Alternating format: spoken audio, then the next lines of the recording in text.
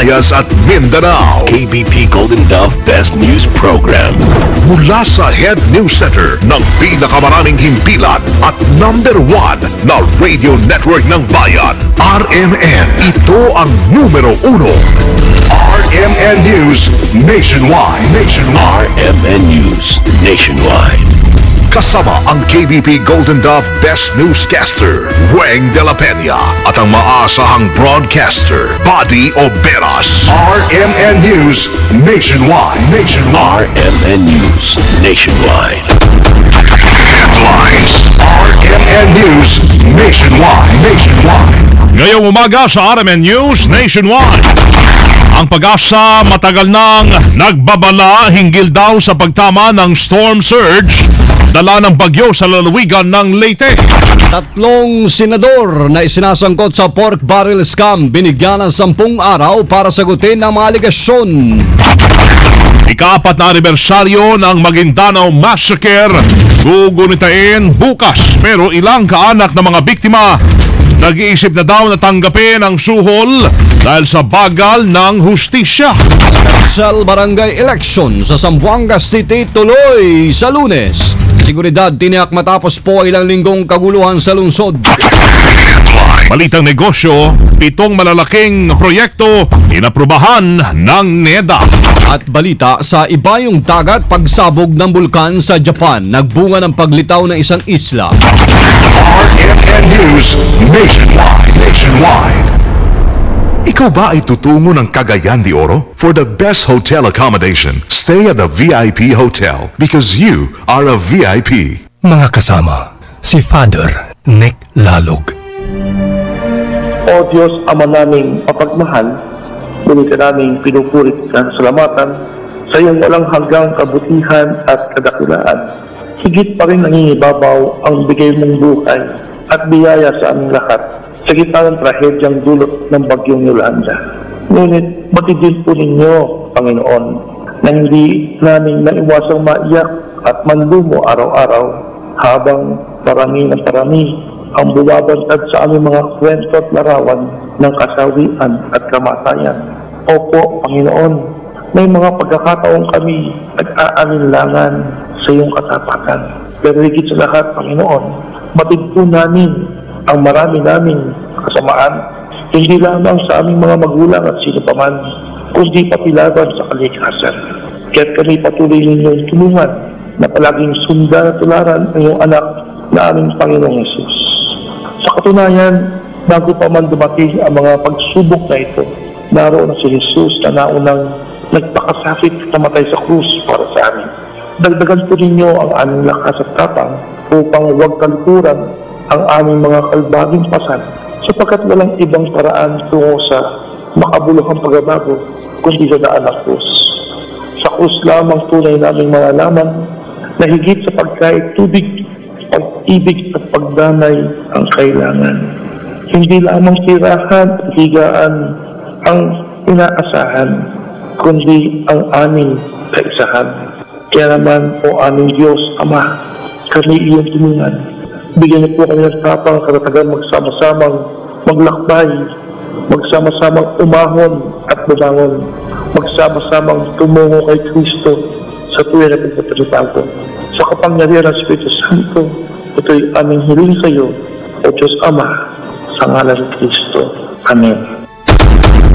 Noong pong nakarang linggo, nadama ho nating mga Pilipino ang hagupit ng bagyong Yolanda. Walang kapantay ang pinsanang naidulot nito sa Visayas dahil libo-libo pa rin ang mga Pilipinong nangangailangan ng tulong, hindi ho sapat ang kakayahan ng ilang tao, institusyon o korporasyon. Sa pagsasama-sama, matutugunan natin ang mga pangangailangan ng nasalanta nating mga kababayan. Sa dahilang ito, itinigil ang commercial advertising ng lahat ng mga produkto ng Coca-Cola simula November 18, 2013. Sa halip, susuportahan namin ang pagtataguyod ng malawakang tulong para sa mga taga-Visayas. Sa panahong ito, sana lahat tayo'y magkaisa para sa kapakanan ng ating mga kapwa Pilipino. Maraming salamat. Mensahe mula ho sa Coca-Cola. Pinakamalaking mga balita, abot sa bawat Pilipino, saan man sa bansa. RMN News. Buenos dias, Pilipinas! Umaga ng Biyernes! November 22, 2013. Ito ang numero 1 RMN News Nationwide. Ako si Wang de la Peña. Mabuhay Pilipinas, ako si Buddy Oberas. Tayo po ay live na live sa DWDY 1107, RMN Kawayan, DYHB 747, RMN Bacolod, DXCC 828 RMN Cagayan de Oro, sa DXIC 711 RMN Iligan. Live international pa rin via www.rmnnews.com/tv at sa Ustream at sa WRMN New York, USA. And of course, sa ating mga numero 1 AM radio stations nationwide. News Panahon. Sa panahon ho natin, binabantayan ngayon ang isang panibagong low pressure area na namataan ho yan sa kanluran ng Zamboanga City. Sa pagtaya ng Pag-asa, huling namataan ang sama ng panahon sa lain 240 kilometers kanluran ng Zamboanga City, alas 4 na madaling araw. Inaasang lalabas din ang Philippine Area of Responsibility ang LPA na yan dahil sa pakanluran nitong direksyon. Ngunit malawak ang kaulapan nito, tanda na magdudulot pa rin ito ng pag-ulan. At dahil dito, naglabas ng yellow rainfall advisory ang Pag-asa sa Leyte, Southern Leyte, Surigao del Norte at del Sur, Agusan del Norte at del Sur, Compostela Valley, Davao Oriental. Asano ang maulat na may hanggang katamtamang pag-ulan sa Bicol Region, Southern Palawan, Visayas at Mindanao. Patuloy namang makakaapekto ang tail end ng cold front sa Cagayan Valley, Cordillera Administrative Region at lalawigan ng Aurora at Quezon. Magiging maulan din sa Metro Manila, Ilocos Region at nalalabing bahagi ng Central Luzon dahil naman sa amihan o yung Northeast Monsoon, habang makakaasa naman ng pulupulong pag-ulan sa nalalabing bahagi ng bansa. Posibleng isa pang bagyo ang mamuo ngayong buwan habang isa o dalawa pa sa Disyembre. Yan po'y mula ho sa Pag-asa. Ngayon naman, ang Pag-asa bumueltas. Bumuelta ang Pag-asa sa mga naninisi sa kanila hinggil sa kalunos-lunos na sinapito ng mga taga Leyte nang salantayin sila ng bagyong Yolanda noong November 8. Ayon sa Pag-asa, 2 taon bago tumama ang nasabing bagyo ay binalaan na nila yung mga residente. Lalo na yung mga nakatira malapit, di siguro 2 taon to, 2 linggo siguro. Lalo na yung mga nakatira malapit sa dagat na posible magkaroon ng malawakang pagbaha na may taas na 12 metro o 39.37 feet dahil sa storm surge.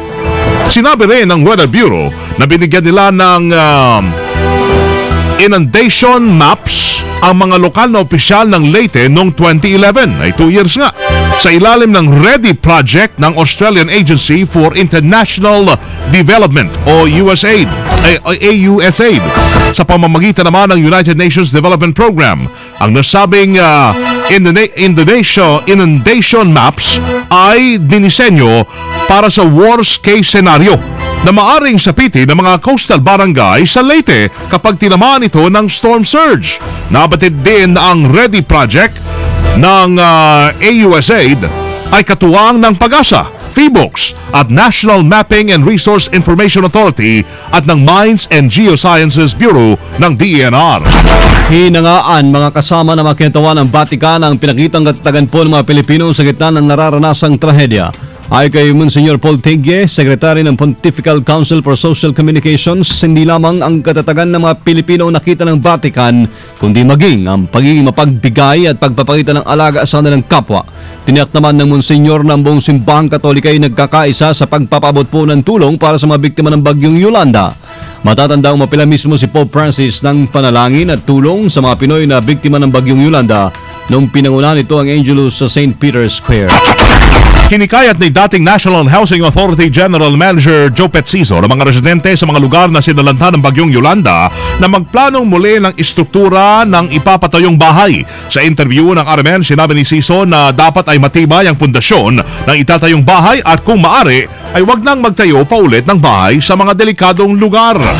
Sa aking palagay, talagang kailangan ng itatayo ay mga matitibay na mga bahay. Kung pangmatagalan ng ating iniisip, kailangan magandang panahon din ito para mag-replan. Yung mga nakatira doon sa mga tabing dagat, palagay ko, mahirap magtayo na ng bahay doon dahil nakita naman natin ang magiging epekto at sigurado may mga bagyong babalik-balik dyan sa lugar na yan. So, ang magandang plano doon is mailipat ito sa lugar na walang storm surge, tapos magtayo ng mga matitibay na bahay na medyo mas malakas yung bubong. Dapat ding suriin ng mga residente ang lupa na pagtatayuan ng kanilang bahay. Sinabi pa nito na bagamat matibay naman ang mga itinatayong bank houses ng pamahalaan para sa mga sinalanta ng bagyo, ay temporary lamang ito. Binigyan makasama ng Office of the Ombudsman sina Senador Juan Ponce Enrile, Jingo Estrada at Ramon Bong Revilla Jr. ng 10 araw para depensa ng inihahing plunder case laban sa nila ng National Bureau of Investigation noong Setyembre.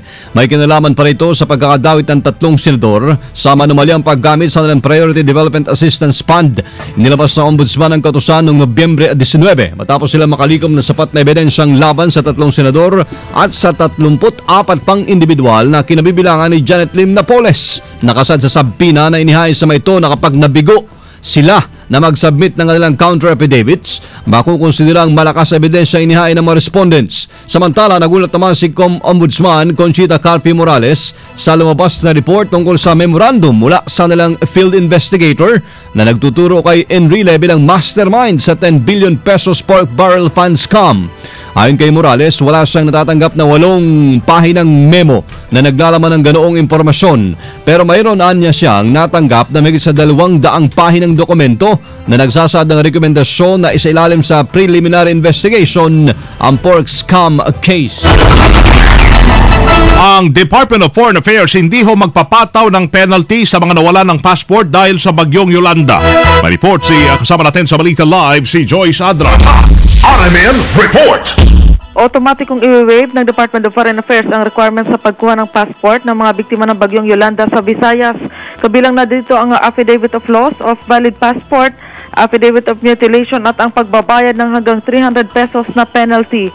Tatagal ang pag-waive ng DFA ng penalty at requirements hanggang sa January 31, 2014. Para naman sa mga nakapag-apply na ng passport, maaari nila itong kunin sa DFA Passport Division sa Macapagal Avenue, Parañaque City. Sa ngayon kasi ay nananatiling suspendido ang operasyon ng DFA Consular Office sa Tacloban, Leyte. Kasama mo sa DFA, Joyce Adra, Tatak RMN. Anibersaryo ng Maguindanao Massacre, gugunitain kasabay po ng founding anniversary ng Maguindanao Province. Kasama natin sa Balita Live, Daisy Mangod ng RMN Cotabato. RMN Report. Kasabay ng selebrasyon ng ika-4 na pong foundation anniversary ng lalawigan ng Maguindanao ay ang pagunita ng ika-4 na taon ng Maguindanao Massacre. Napag-alaman ang anibersaryo ng massacre ay gugunitain ni Maguindanao Governor Ismael Toto Mangudo Datu kasama ang buong pamilya nito at mga kaibigan sa media. Nauna dito ay ginawa na lamang simple at binawasan ng provincial government ang kanilang mga aktibidades para sa selebrasyon ng kanilang anibersaryo dahil sa paabot ng tulong sa mga kababayan nating sinalanta ng bagyong Yolanda sa Tacloban. Isa sa magiging highlights ng selebrasyon ng foundation anniversary ay ang kasal ng tanyag na mang-aawit na si Ka Freddy Aguilar at ang minor de edad nitong nobya makaraang magpa-convert ito sa relihiyong Islam. Sa kabilang banda, magkakaroon din naman ng programa ang Office of the Regional Government sa pangunguna ni ARMM Governor Mujib Hataman sa ORG compound dito sa Cotabato City na dadaluhan ito ng mga kagawad ng media mula sa iba't ibang bahagi ng Central Mindanao kung saan magsisindi ng kandila at mag-aalay ng panalangin para sa mga biktima ng Maguindanao Massacre. Pagkatapos ay magkakaroon ng kanduli. Kasama mo sa RMN Cotabato, Daisy Mangod, Tatak RMN. Radyo mo nationwide. Amatalay, pinag-iisipan ngayon ng ilang kaanak ko ng mga biktima ng Maguindanao Massacre na tanggapin na lamang ang inialok na suhol sa kanila. Ito'y dahil rin sa kawalan ng pag-asa na uusad pa ang kaso para sa mga namatay nilang mga mahal sa buhay. Isa na rito si Jovelyn Villa Castin kung saan sinabi nito na nagiging praktikal lang siya kung tatanggapin niya ang suhol na nagkakahalaga ng 50 million pesos. Ayon kay Villa Castin, wala kasi siyang magawa kundi manahimik at tanggapin ang katotohanang mabagal ang development ng mga kaso sa bansa. Anya, handa siyang tanggapin ang pera dahil sa naisan pa naman ang kaso laban sa mga paunahing akusado sa massacre. Si Jovelyn ay nakatatandang kapatid ng isa sa mga pinatay na si Joy Duhay ng Gold Star Daily sa Tacurong City. Special barangay election sa Zamboanga City tuloy na sa Lunes. Seguridad tiniyak, kasama natin sa Balita Live si Bong Simbaho ng RMN Zamboanga. Planchado na ang isinasawang paghahanda ng militar, pulisya at ng Commission on Elections sa gagawing special barangay elections dito sa lungsod ng Zamboanga sa darating na Lunes. Ayon kay Task Force Zamboanga Commander Colonel Andrelino Molina, simula ngayong araw ay magdedeploy na sila ng mga tropa ng militar sa lahat ng mga isla at inatang mga barangay dito sa buong lungsod ng Zamboanga upang masiguro naman ang seguridad ng mga mamamayang maghahalal ng kanilang mga barangay kapitan at mga kagawad sa 78 mga barangay sa buong lungsod. Ayon naman sa Commission on Elections, simula bukas ng umaga naman ay ihahatid na nila kasama ang mga Board of Election Tellers pati na rin ang pulisya ang mga ballot boxes sa iba't ibang mga barangay, lalong-lalo na yung sa mga malalayong lugar at mga isla. Pagkatapos naman pagdating ng linggo, ayon naman within the 7-kilometer radius. Maliban sa naturang paghahanda ay ang City Government of Zamboanga naman ay kanilang inihahanda na rin yung mga ibang mga evacuation centers na gagamitin bilang polling places naman ng mga mamamayang evacuees na hindi pa nakabalik sa limang mga barangay na apektado naman ang nakaraang giyera dito sa lungsod ng Zamboanga. Mula sa RMN Zamboanga, kasamang Bong Simbahon, Tatak, RMN.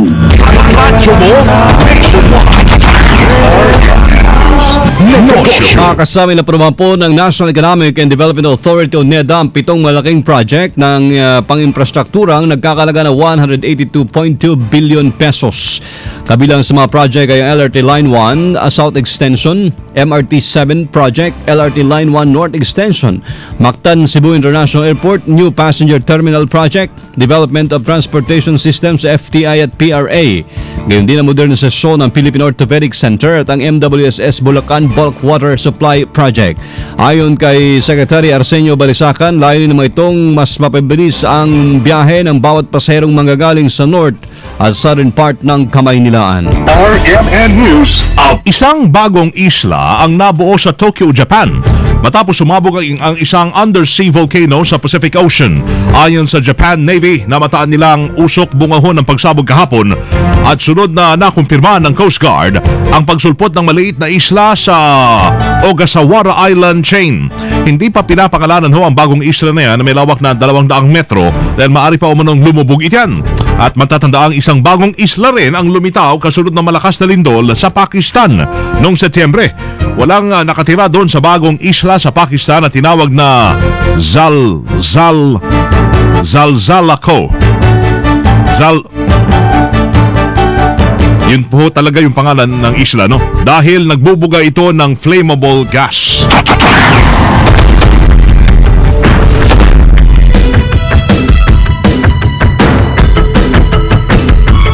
Mga kasama, live pa rin mula dito sa RMN News Center sa Makati City, Metro Manila, Philippines. Inyo po narinig ang numero 1 RMN News nationwide. Ngayon ay Biyernes na tayo, November 22, 2013. Sa mga taga Zamboanga, abangan po ninyo susunod na dyan sila kasamang Joel Sanson at Hill Climaco sa DXRC 9 Santo. Noticia recuera claro personales encargado de News and Information Center del RMN News and Current Affairs. Camel ustedes mga anunciador, GIL Climaco. Joel Tonero Sanson, Tatak RMN. Yun, mula ho sa Zamboanga yan at pwedeng panoorin ang naging pagbabalita natin ngayong alas 7 ng umaga. Sa YouTube, itype lamang ang RMN News Nationwide. Thank you Lord at tayo po ay nagkasama-sama muli. Salamat po sa inyong naging panahon sa amin. Tama nyo sa serbisyo publiko, Weng de la Peña, Buddy Oberas. At Pilipino ay tumayo ho tayo. Dito pa rin sa tahanan ho yan na may pinakamaraming number 1, pinakamaraming himpilan. RMN Radyo mo nationwide. Live via satellite. RMN News nationwide. Buong pagsang isang boses ng balita. RMN News nationwide. Oras tatak alas 7:19 in the morning. Tatak RMN. That time check was brought to you by PPT Caplets. Pak, Pok, Bulate ay Tepok. John Lloyd, bibigyan kita ng isang kahilingan.